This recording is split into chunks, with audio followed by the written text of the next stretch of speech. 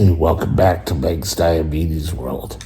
And before I forget, let's start the fun and excitement for today, shall we? There, that's a little bit better. My blood sugar is currently 10.3 and going down. Went up to, I think, 21 this morning. So, we're getting there. I'd like to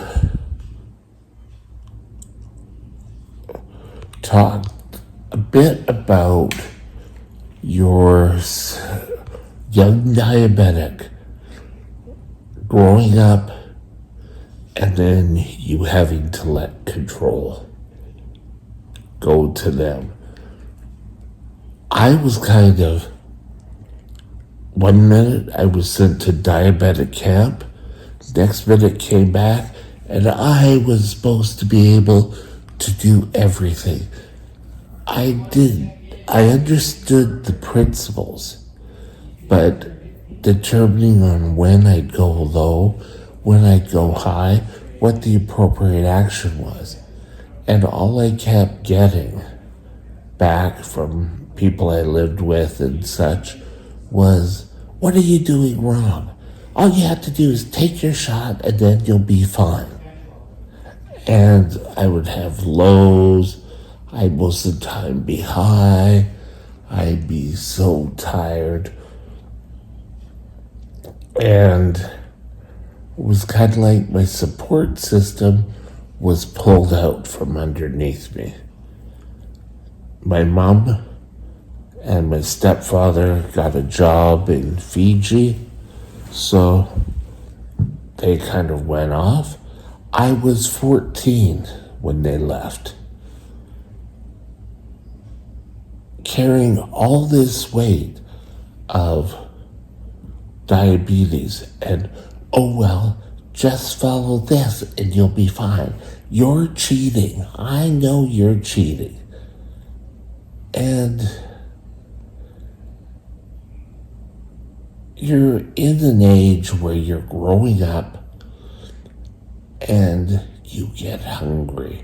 I remember having a banana that was for my lunch. Well, I had more other things other than banana. But I had the banana, and then I was eating it on my way to catch the bus to go to school. And my sister came driving up, saw me, and she was berserk. But back then, that was the treatment. And I didn't even care. I was still hungry. I was growing. I was a growing boy. And you're your teenage years. Now,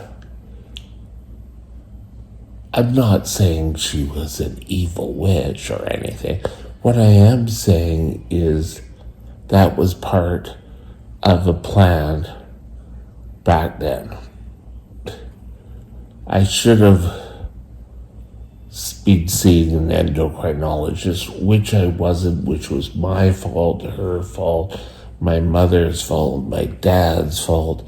But we were never told that there was a specialized doctor for diabetes.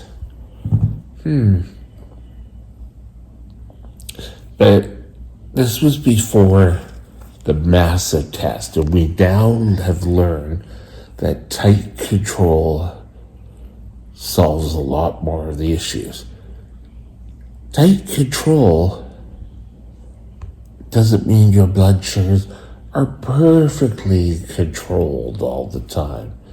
Because as a type 1 diabetic, that's not going to happen. I kept hearing Bobby Clark was a hockey player. I believe it was Bobby Clark. If you know, let me know. And he was a diabetic, and my dad kept saying, well, he has a game, he takes a different dose, and you should be doing that. Well, no one told me how much I should be giving. I just got, as I'm sure many teenagers feel, so much garbage all the time. So here's something that parents who are starting to pass control to your son or your daughter is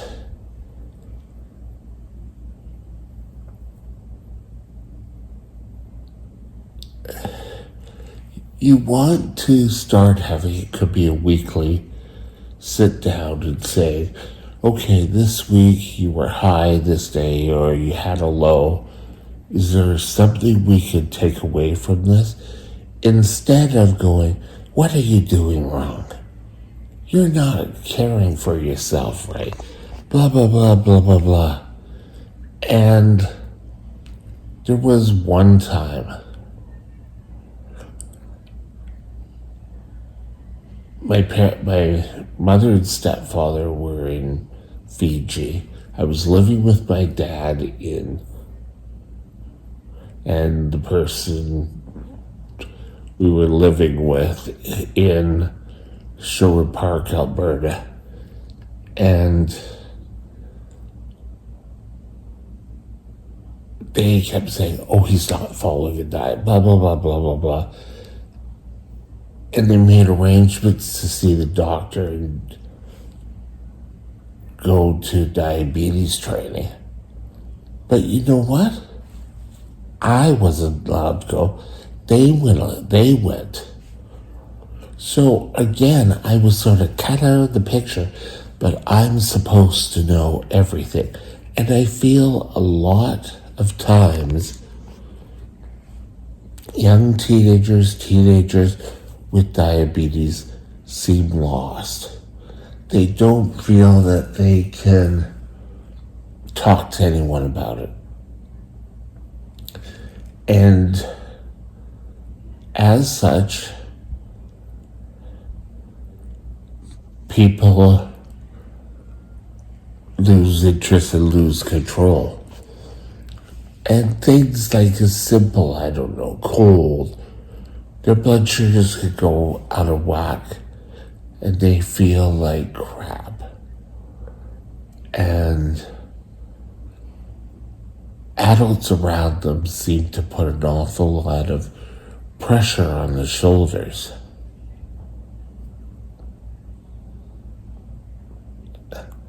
What are you doing?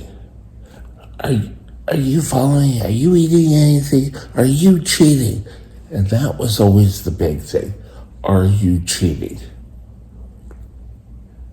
There was never any underlying reasons. So have these meetings with your sons or your daughter. It doesn't have to be a formal meeting, but let's say every Saturday morning or Saturday evening or Sunday evening, you sit down and you say, okay, we notice you're going high in the mornings. How do you think we should correct it? And let them be involved. For the first year, to tell you the truth,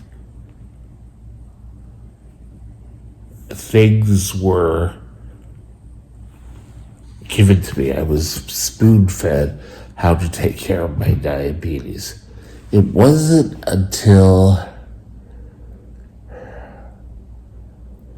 I was going to high school on the island that I got my first taste of diabetic medical daycare. It was called daycare at the time. And I sat down and the teacher would go through and discuss everything about type 2. And then she'd stop. And then she would turn to me and say, well, here's for type 1 would be this. And it was a lot of information. And then it was starting a rolling effect. Every time I went out of whack and ended up in the hospital, oh, we'd like you to audit our course. It wasn't an auditing, it was they wanted you to take the course. I went through daycare at Cowichan Valley. I went through Lions Gate. I went through St. Paul's. But then the classroom effect seemed to outrun its course. And I learned a lot from those. And I'm not putting them down in any way. But then it came more individual for type 1s. I know there's still a number of classes for type 2, but type 1s, you still learn and you move along. And I think soon as you can get your son or daughter into a treatment program for diabetes, and I say treatment program, sounds like they're on drugs, but if you get them into a diabetes education program, things will work a lot better. And it'll also help the parents of a young diabetic to ease up on the reins, but also taking care of their sons and their daughters.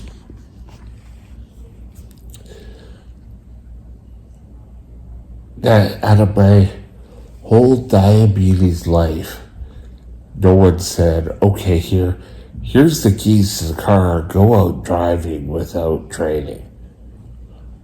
I knew that I had to take insulin. I knew I had to eat a certain amount, but I was never told, what happens if you're hungry? Or how to shoot up glucagon. It was sort of like, well, here's the glucagon, and when it came time to need it, I was low and I was trying to read it.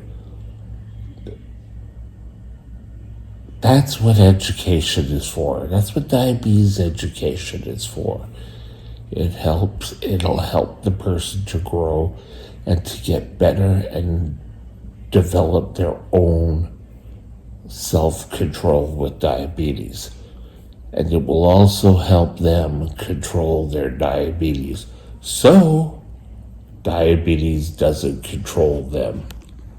Have a great day. We'll talk to you later.